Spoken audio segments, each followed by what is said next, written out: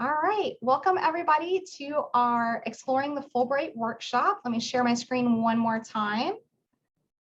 Okay, I think everybody should be able to see that. If you can't, if you'll unmute and let me know. I can't seem to find my my chat up here to see it, but we'll go ahead and get started. I'm Dr. Lin. I oversee the Nationally Competitive Scholarships Office here at UNG. We're going to talk a little bit about the Fulbright itself. I tell students this all the time. Olivia, I think I told you this already once this week. Fulbright is my absolute favorite scholarship because we really believe there's a Fulbright for everybody. So I'm going to go through this presentation. We may go online also and look at the Fulbright together.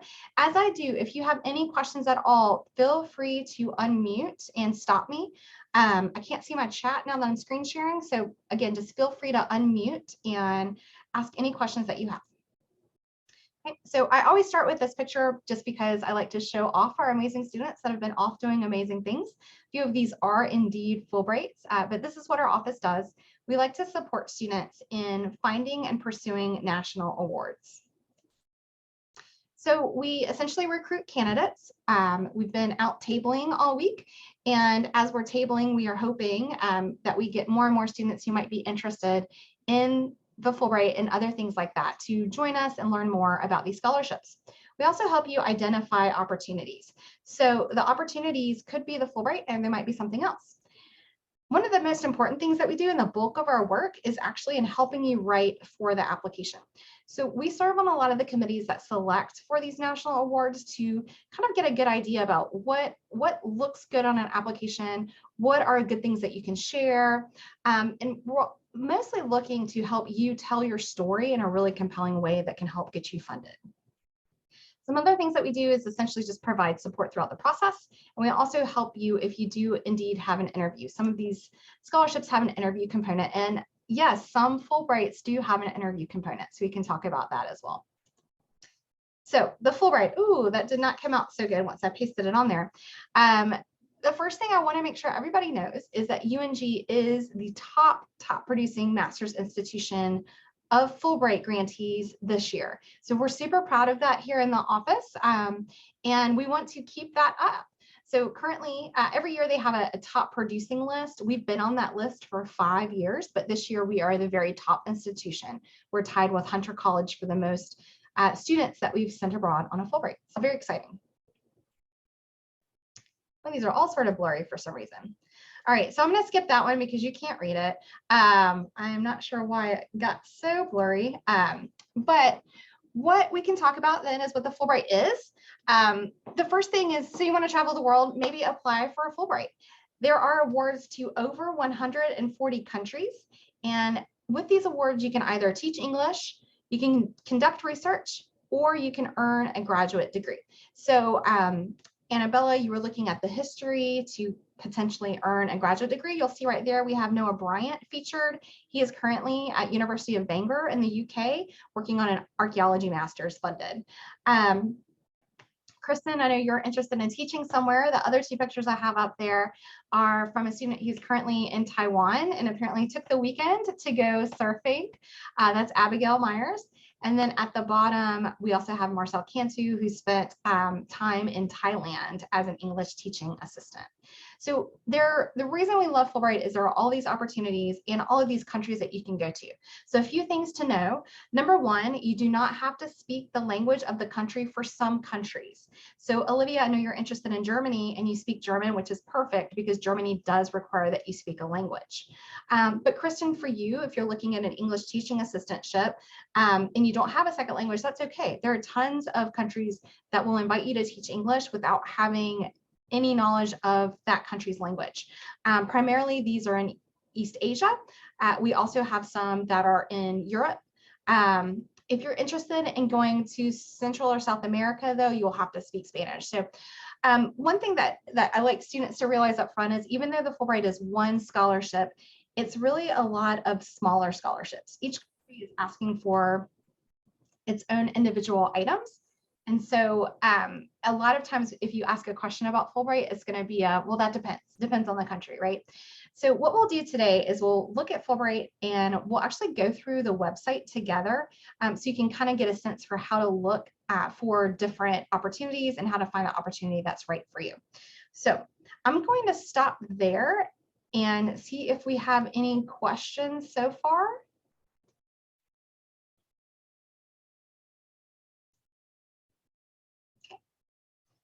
So a couple of other things I can tell you about Fulbright is that it is fully funded for the most part.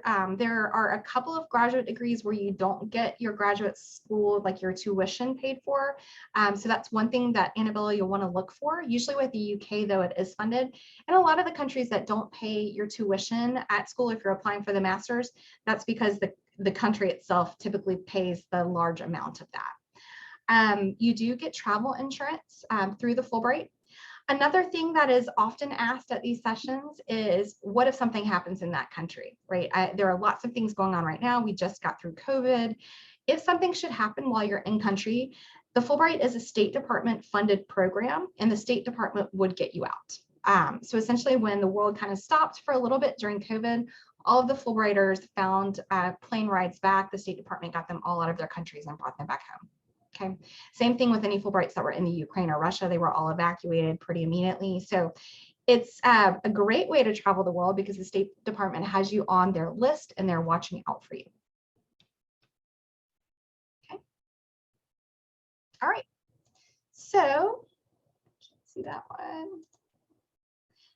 All right, so what I think we'll do is we'll go and visit the Fulbright website together. I think that will help for us to walk through it together. I can show you how to check your eligibility, explore countries, look at the different grant types. Again, you have the three options to do research, to earn a master's, or to teach English. There's an alumni page that can be really helpful as well. And most importantly, the statistics page. That's another question we get a lot is, how competitive is the Fulbright? And again, the answer is always, it depends. Different Fulbright countries have different levels of competitiveness, and even within those countries, the different grants have different levels of competitiveness. So there are some English teaching assistantship positions that could be a 40% acceptance rate, which seems crazy for Fulbright, right? Because it's such a really competitive scholarship, but there are some countries where they just don't get as many applicants. So that's something that will help you look at too, to see if maybe if you're looking at two countries and you like both of them pretty equally, which one has that higher statistics of acceptance? Annabella, this will be really important for you in looking at the UK as well. The UK has 30 or 40 master's opportunities. Some are incredibly competitive and some are less so. So we'll want to look and see. And by incredibly competitive, two students are chosen from over 200 applications, right? Not all of them are that competitive, but again, we'll want to look and find a statistic that is comfortable. One word of caution though, don't apply for a country just based on the statistics, right? You want to make sure you like the country and you want to make sure that your profile matches up with what the country is looking for. So we'll take just a second. Let me stop sharing. Okay, now that I can see the chat again, any questions from any of you before we go to the website?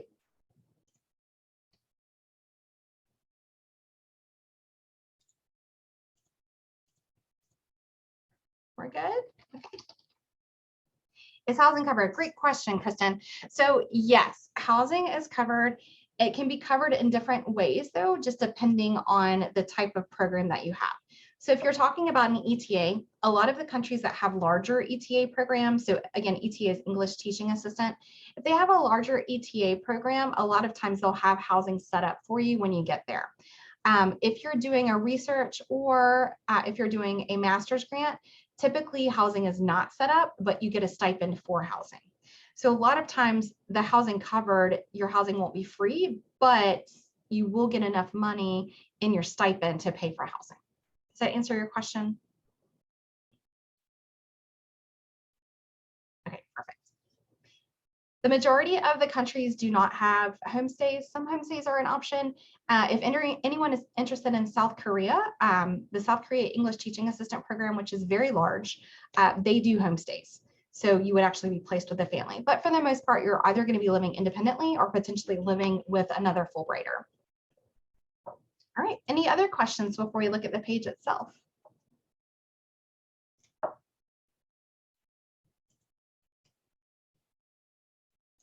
Okay, fantastic. Do you travel with others who receive the Fulbright, or do you travel independently? That's a great question. So typically for each of the grants, you will travel from your home airport to the country independently. They typically try to get everyone to land around the same time, and there's an orientation of sorts. This is especially true for the ETAs, especially the larger ETAs. And so I keep saying that. One thing to know is that different Fulbright countries have different numbers of Fulbrights. So again, that it depends question. So Taiwan, for example, has over 100 Fulbright ETAs. So does Germany. They're these huge cohorts. So they would fly everyone in separately, but they would all meet together and learn about the country and learn about the program together once you get there. Now, once you're in your country, we do see this happen a lot, that you may stay and travel with other Fulbrighters while you're there. So some countries will not allow you to come home during your Fulbright year. Most Fulbright grants are about 9 months. Some are a little longer, some a little shorter. They may not want you to come back home, or they may not let you, but they will let you travel. So we see a lot of students who are, let's say in South Korea. South Korea is one of the ones that won't let you travel home.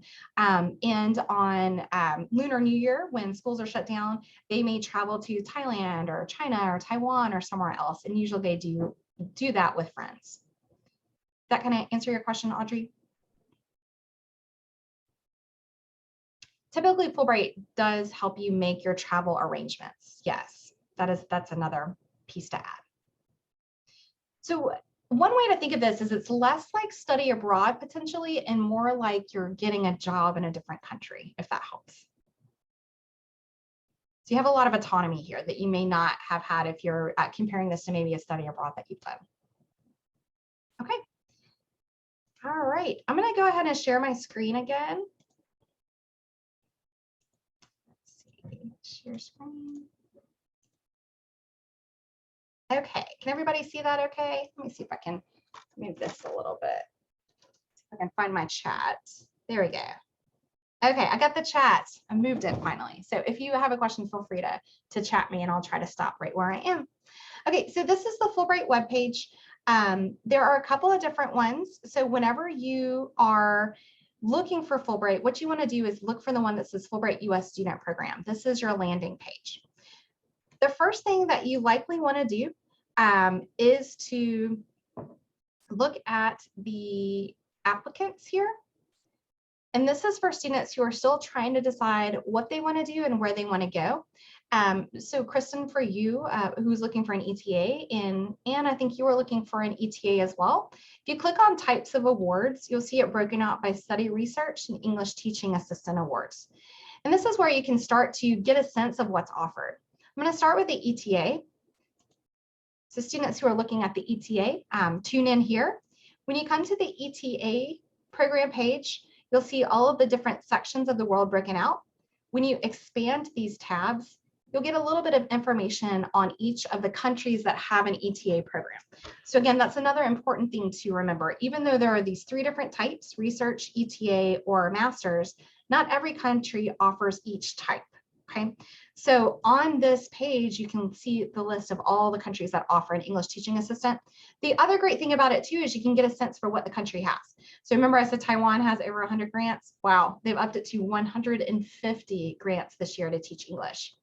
They'll tell you where you would teach. So some of you may really like little kids, then you may want to do Taiwan, Thailand, or potentially South Korea, where they have primary school. Some of you may not like little kids, and Mongolia might be more your speed because you would be working with university students. You can also look and see if you'd be in a capital city or a more rural area. This line, the number of hours in the classroom, I'm not sure how much stock to put in it because there is a lot of outside of class time that some of these countries will ask you to do too. And then perhaps the most interesting part over here is the host country language requirements. So you'll notice in Asia Pacific, except for South Korea, and that's just a recommended, there are no languages required. So that's where I would start ETA students and trying to figure out which country might work for you. I'll pop open Europe, and you'll see in Europe, there are a lot more places that do require some languages. Okay. And you all can go through this. What I recommend for all of my students is to start an Excel spreadsheet so you can take notes on what countries you might be interested in. And then once you finish choosing these countries, you'll come over to the country page to look around, get more information about that country, okay? So I'm gonna stop with ETA right there. Any questions about this page and how to look through these different ETA programs to get started?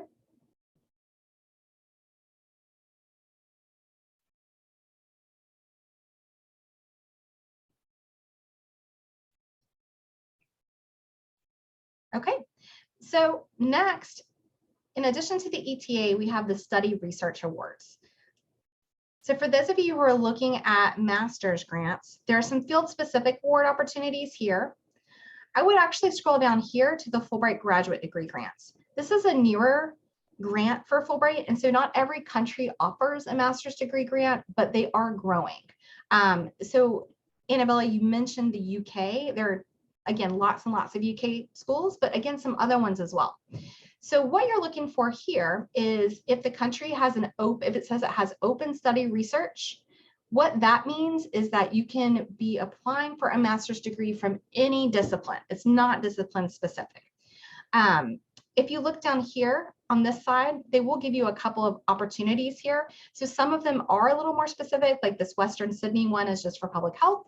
But if it has this yes here, they're offering at least one opportunity for any major to apply to earn a master's degree in a foreign country.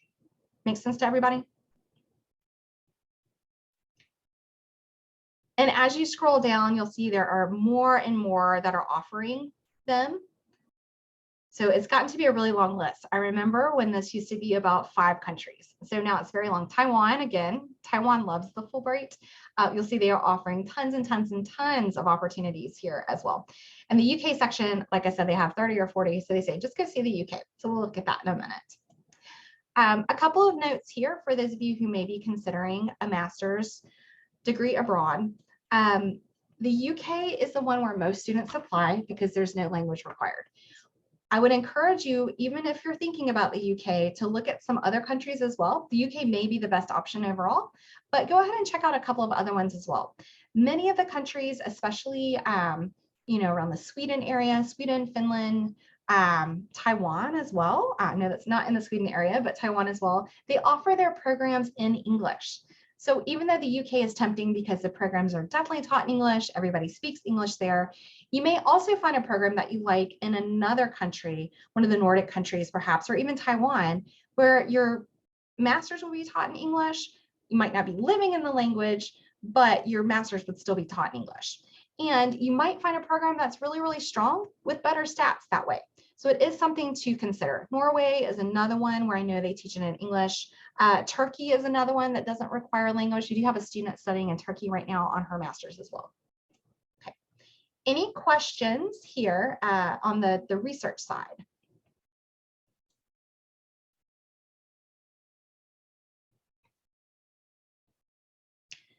Okay, so the next step, once you have identified some countries that you're interested in, you've seen that they have the master's program or they have the ETA program that you want to do, you are going to head to that country and check it out. So anyone want to, well, we haven't talked about Germany yet. Olivia, I know you're looking at Germany. I know Germany has a lot of programs. So let's go, we'll use Germany as our test country. So Europe and Eurasia here.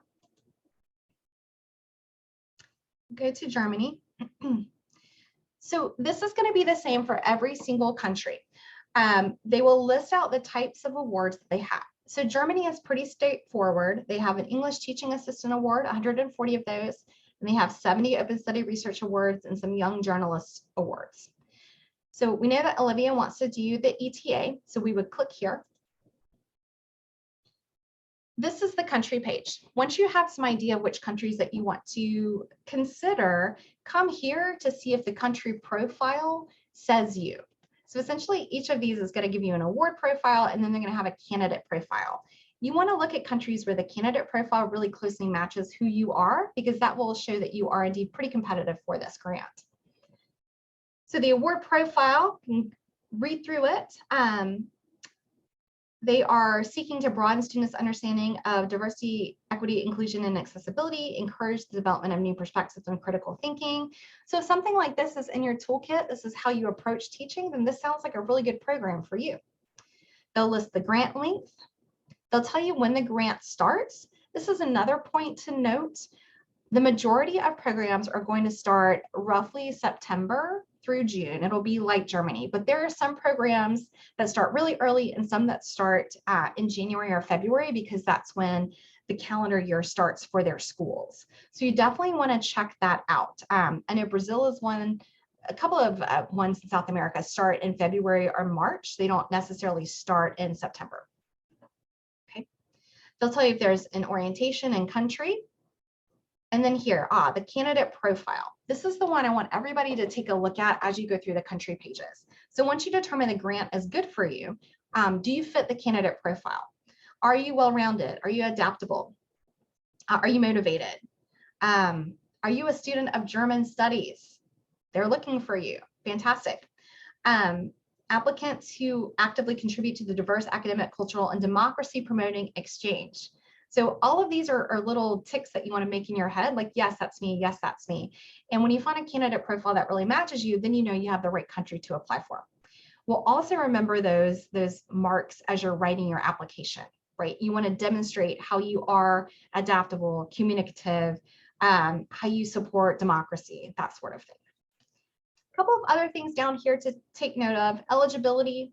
If you happen to be a dual citizen, you are not eligible. A few countries will have this. South Korea is another one. We see that quite a bit. And some countries do not allow you to be in the host country the year prior to the grant.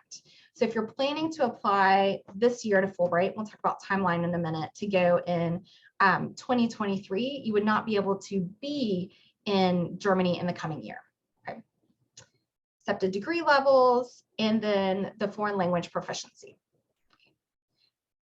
Questions so far on how to read a country page?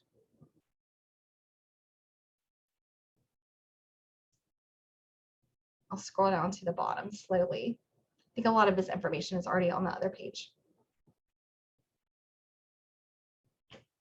We had some housing questions earlier. A lot of the pages will also have housing arrangements. The cost here, again, that's going to be included in your stipend. So for Germany, you'll have to find your own house, Olivia. But again, there are lots of resources to help you.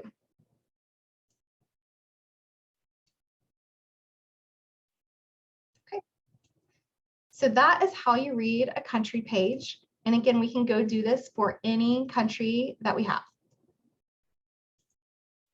Okay, so questions so far about Fulbright? How to find the program, how to read the country pages.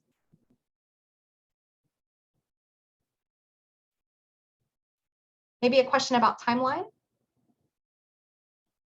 So we're recruiting early. We start working with Fulbright students in the summer.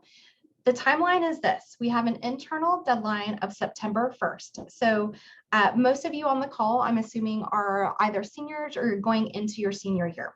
You can apply for Fulbright as long as you plan to graduate within that academic year. So as long as you are planning to graduate by May 2023, or perhaps even summer 2023, you're eligible to apply for Fulbright this cycle, and that would be to be on the ground as early as fall 2023. Make sense to everybody? So you just have to have that degree in hand to apply. We do work with alumni. If you graduate December 2022, this is still your year, Kristen. You are dead on. You just have to have your degree in hand. You have to have graduated from college to take the Fulbright. So you're still good to go. The way the timeline works is September 1st is our internal deadline. The national deadline is in October. So we work with you all summer, and we'll talk a little bit about what that looks like in a minute, to get you ready to apply. And then in September, we have you interview with our internal committee. They mimic what the national committee is going to do, and they give you a little bit more feedback. So by the time your application goes, we hope that it is 100% perfect and ready to impress that committee. The selection committees on the US side, they meet in November. So there are actually three kind of hurdles you cross. There's the internal hurdle where we have our internal deadline and you get some feedback from our reviewers. Then it goes to the nationals and the national reviewers review. They let you know in January if you're a semifinalist or not. And if you're a semifinalist, we say yay, and we keep waiting. If you are not a semifinalist, then we start working on next year's application and we apply again. A lot of our students apply multiple times before they get it, and that's okay. We love to have repeat applicants, and we always work with graduates. So even if you graduate, we'll always be here to work with you.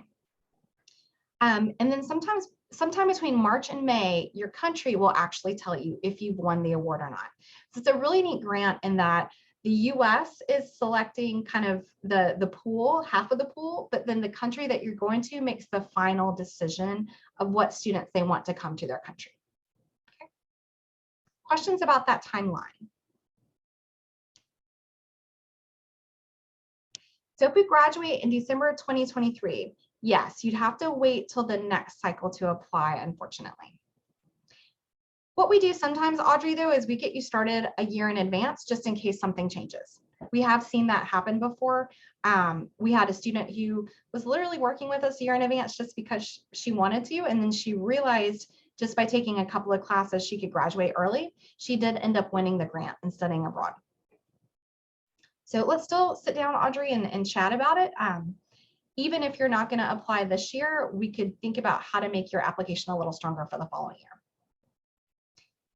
And that comes back to Annabella's question, and that is, what are some qualities they're looking for when applying? Do they want to see volunteer, internship history, things like that? Yes, all of it. It really depends on what sort of grant you're applying for. If you're applying for the English teaching assistant grant, one of the biggest things they're looking for is that you've taught before, right? And this could be teaching a foreign language, this could be working in the language lab, this could be being a TA. Really would love to see if, if you are teaching English, that's perfect, because that's what you're going to be doing abroad. So as you're working towards your application, if you're looking to be an ETA, really look around and see if there's some possibilities for you to tutor language. Is that something we'll want to talk about in your application? And we do have some ideas here in the office too about how you could tutor and improve your language. Now, Annabella, for you, looking at research, having research is definitely something that they want to see as you're applying for a master's or a research Fulbright. So if you have been doing undergraduate research, great. Have you presented it somewhere? Can we show a publication? Can we show that you've been to a conference? These are some things they'll want to see as well. They'll want to see awards. Again, service, great. Volunteer and internship history, they do like to see that as well. So after we talk through all of this today, I invite you to make an appointment with me, Dr. Hightower, Dr. Quinto in our office to talk through what you have and what we can help you get on that resume as you look to apply to the Fulbright, be it in 2022 or 2023. Yes, Annabella, Fuse would look fantastic. Fuse is a great precursor for Fulbright, especially for the research. And it's definitely something that we'll talk about in Fuse if you happen to be in our Fuse program this summer. Great. Okay, excellent questions. Do we have any other questions so far?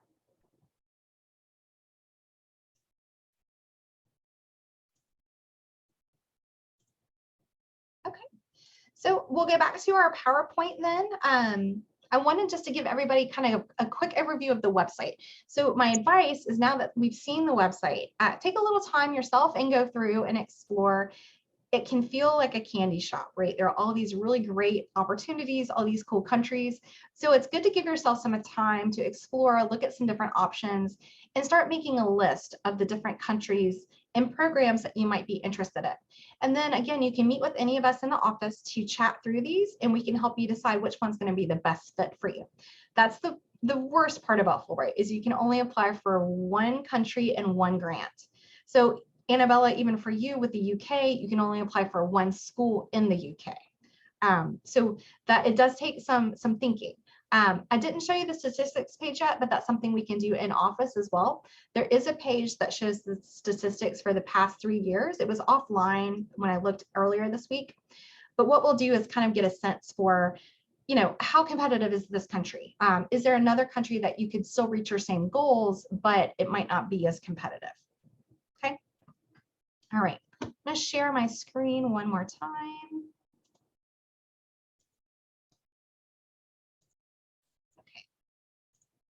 the chat again. All right, so what does it take? It takes a lot of determination and patience. We take a lot of drafts as well. And that's one thing that we pride ourselves on here in the office. I know, Anne, you worked with us before and you can speak to this, is we love to give you feedback. We give you lots of feedback.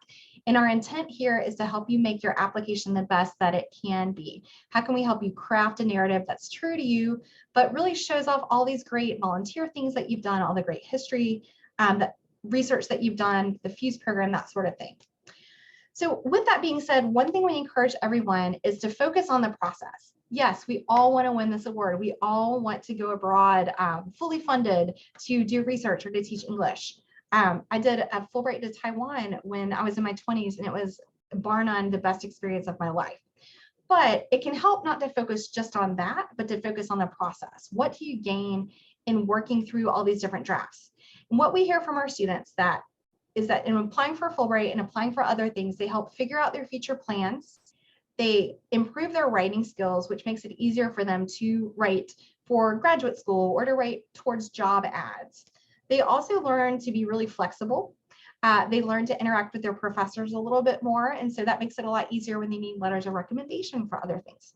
So if you can focus on the process, this professionalization that you'll gain through the Fulbright application, then in some ways it doesn't matter quite as much if you do or don't get it. I mean, we all want to get it and we've had great luck, but it can help also to look back and see how these different skills that you're learning can help take you to your next destination, be that graduate school, be that awesome job that you're searching for.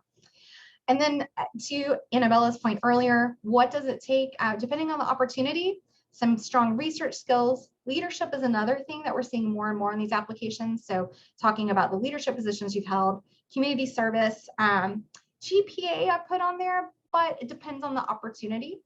Fulbright has no minimum GPA requirement. We have had a student win an ETA with below a 3.0 before. However, if you are looking to get into a master's program, the GPA is going to need to be a bit higher. Okay, what do you gain? And so here are those things that you gain.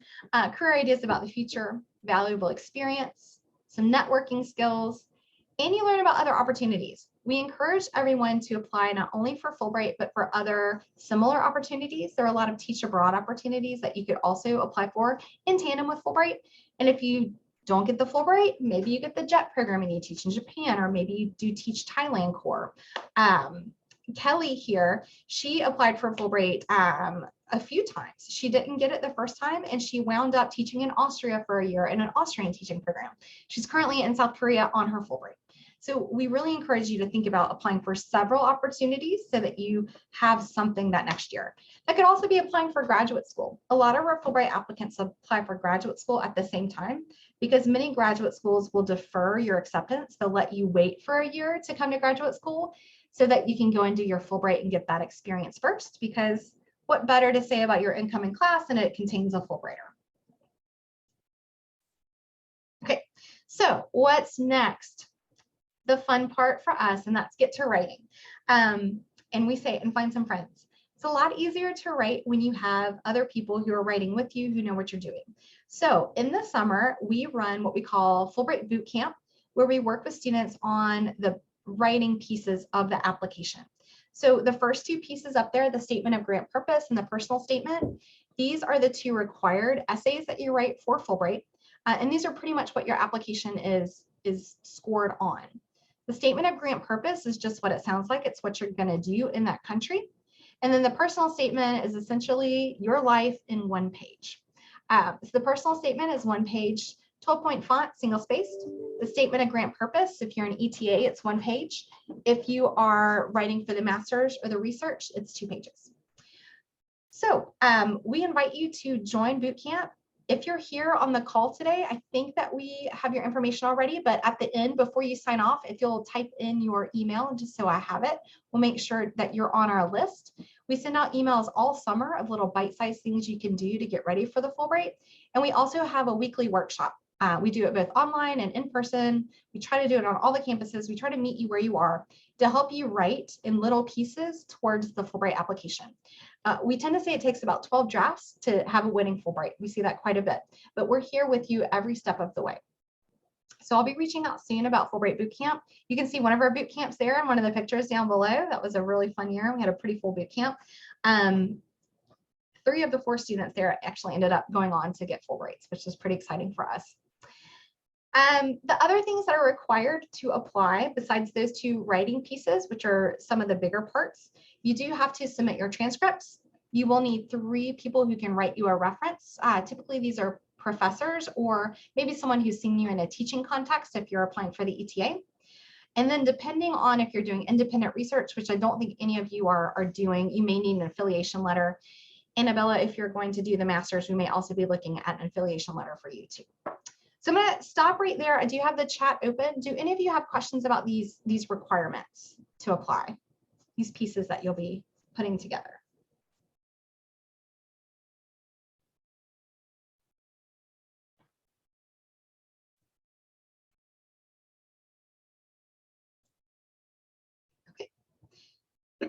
So as you're thinking about your personal statements, and we'll talk about this when we have boot camp this summer, you want to think about the opportunity. What are they looking for? So great question that you asked earlier, Annabella, what are they looking for? We talked about teaching experience. So you'll want to write about your teaching experience on these applications. You want to find a story that demonstrates your adaptability. Adaptability is something they're always looking for. And then you want to think about, how does this opportunity fit you long term? How is doing, let's say, a teaching assistant in Thailand, how is that going to help you in medical school? We've seen that happen before. Making that connection. How is Fulbright the natural next step as you move toward your personal and career goals? Okay. I wanted to add this because students always ask, are UNG students competitive? Yes, very, very competitive, especially for the Fulbright. Remember, we are the top producer this year. But this is last year's numbers. Last year, we were the top producer of Fulbrights for the 4th year in a row. Now it's the 5th year in a row, and our students are doing amazing work. We've had a lot of luck with students applying. Our students work super hard here at UNG. You all know that. So we encourage you to contact us. Let's get started working on the application. Even if you don't think you're going to apply this year, we'd love to meet with you, get you started, and sketch out a timeline for you and some things you might want to look into as you prepare that application. All right, I think I'm going to skip that. And let me go to the end. There's our contact information. If you're here, then you've probably met with one of us already, or you're following us on social media. Our Instagram is the place to stay up to date with a lot of the stuff that we're doing. But again, you're welcome to make an appointment with us.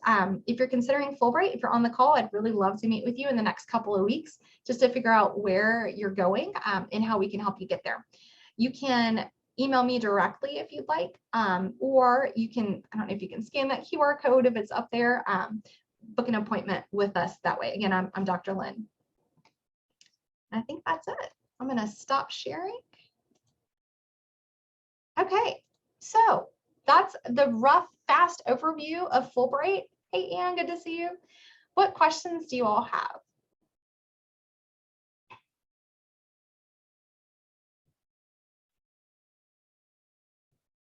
You're welcome to type it, unmute, anything. Go ahead, Anne. Oh, yes, sure. Of course, one of the things for me, I'm not 100% sure if I've had like a teaching experience, but I've gave guidance, as president of an organization. What else? And then I'm an orientation leader. So, I mean, that's one thing that seems the closest thing when it comes to teaching. Yes, so I would agree. And so that's, again, part of what we do in the office is you'll tell us, here's this thing I did, but I don't know if it's teaching like enough. I would argue orientation leader is, because you're teaching incoming students about the university culture. Much in the same way, if you're going abroad, you'll be teaching these international students about American culture, right? Just as you're teaching them about English. So I think there's definitely a parallel that we can make. I think we have time for you to strengthen that application if you could find an ESL teaching opportunity. And that way we could write about both. But I do think orientation leader is a very strong piece to have on an ETA application. Definitely corresponds. Okay, awesome. Sounds good. And you, when I was younger, I was an ESL, so I could mention about that. That would be a great way to mention Sounds in your personal statement. Okay. Other questions? And Anne, thank you for giving us a perfect example. That's what we do in the office. You come in, you chat, you tell us your story, and we think about how we can incorporate it.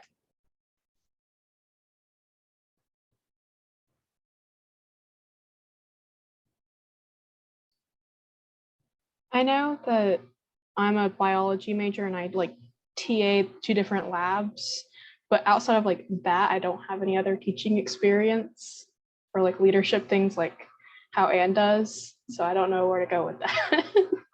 Well, I will say that we've seen luck with having students talk about their lab experience as a tutoring experience, because you really are helping students, right? It is teaching.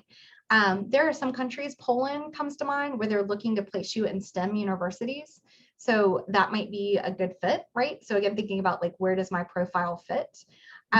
And then the other thing I would say is we have time. We have time to find an ESL opportunity where you could potentially tutor ESL. You're also a Dahlonega campus student, Kristen, if I remember correctly. Yeah. And we have here the Center for Language Education. And so that's an opportunity where you could potentially tutor or mentor one of the international students here who's learning English. Okay. It's a Center of Language what? Center for Language Education. Okay. If you're interested in it, let me know. I can contact them. We usually work with them. They love to work with our Fulbright candidates. They're always looking for students, native speakers, to chat with their international students. Okay. I would like to look to that as well. What'd you say, Anne? I would like to be on the loop of that if possible. Okay. Let me go ahead and make my list. And then other things that we've seen folks do, you may have ESL opportunities through your church. We've had students tutor at Boys and Girls Club over in Gainesville. So there are lots of different opportunities.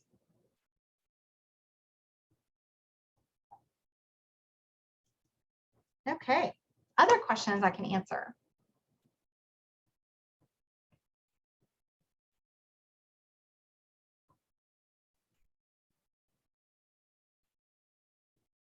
Well, I hope that we've given you a little bit of information to think about. Again, if you don't mind writing your email in the chat, just so I know that I have it. I think we've met with most of you, but I want to just make sure that we're not losing you to the wilds out there. And then your next step is to start looking at the website and make an appointment to meet with us. Thank you, Annabella. It's nice to have you here. Excited about that Fulbright history.